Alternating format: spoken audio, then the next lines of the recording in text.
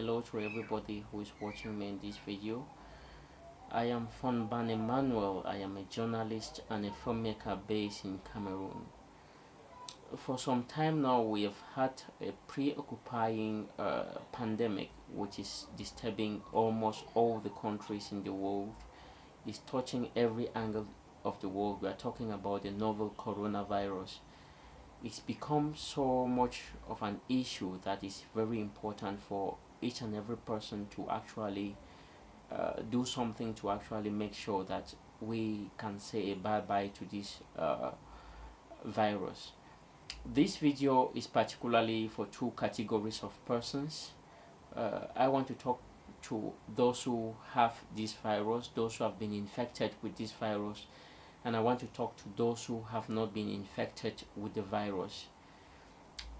Since the virus actually started spreading around, its prevalence has been very high, and we've had the number of infected persons increasing geometrically and sometimes even above. It's not been very easy in many countries that have been infected with this virus. It's not been very easy with many people who have been touched by this virus. But then it's very important for us to know that we can actually do something to stop the spread of this virus.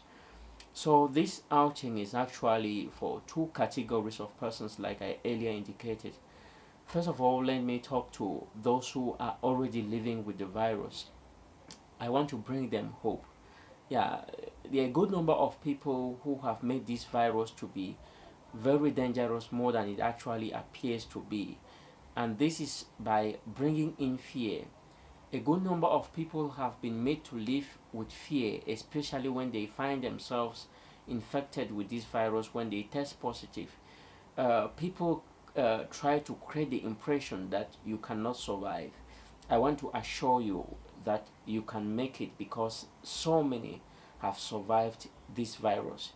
This virus is not, despite the fact that it's spreading very fast, it's not too different from many other viral infections that we have. So it's very important that whenever you test positive, you should always know that there is hope, that there is a lot of hope that you can survive the virus, and you certainly will survive the virus. The issue of death should not even be in our agenda.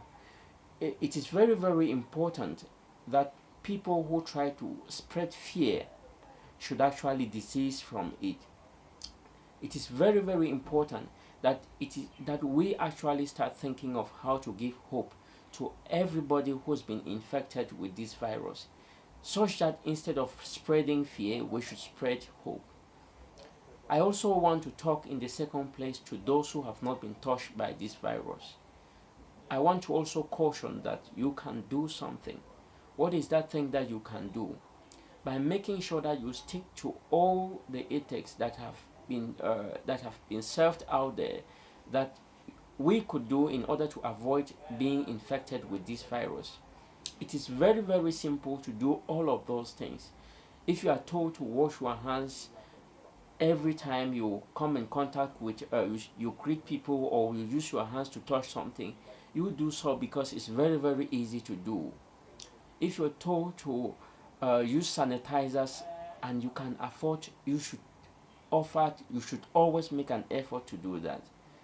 If you're told to stay home where necessary, you should always make an effort to do that, because this virus, it's not very good. Despite the fact that we are saying that there is a possibility of surviving with the virus, it is also important that we make sure that we stop the spread of this virus. And stopping the spread of this virus is actually by sticking to those rules that have been said, or that have been recommended by all the health organizations, all the state establishments, that we could actually apply in order to stay out of this virus. The next thing I want to actually talk about is that we should be well aware that we are in Africa here. It's very important that we actually have a first aid that we adopt in order to combat issues like this. I remember in villages, when a child falls sick in villages, what happens is that the parents stands behind home. They get they get some herbs. They prepare sometimes the leaves of guavas mixed with lemon, sometimes the aloe vera, sometimes we still have some of those things, and I believe that they can be very, very helpful. There are actually plants like the ginger, the garlics, that have shown very, very helpful in fighting in fighting microbial infections in the system. It's very, very important that at this time we also adopt when you feel something is wrong with you. You prepare some of these things and drink. They are very, very helpful, and there is no way we can neglect them to be taking synthetic drugs every time, because so many synthetic drugs that we use, they are actually made from these plants that we have. So it's very, very important that we make good use of them. We do whatever it takes to actually make sure that we fight this virus. We should not be looking at the hospital now, because as it stands, I don't even think that a drug that's medical experts have been able to come out with treatment for this. So it's very, very important that while they are testing things, we should also test what we have. It's very, very important.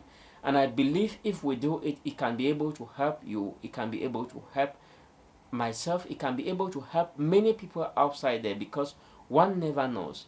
We have the case of the typhoid that is always a problem treating in hospitals, but you see how well some of these our local herbs actually help in some of these things.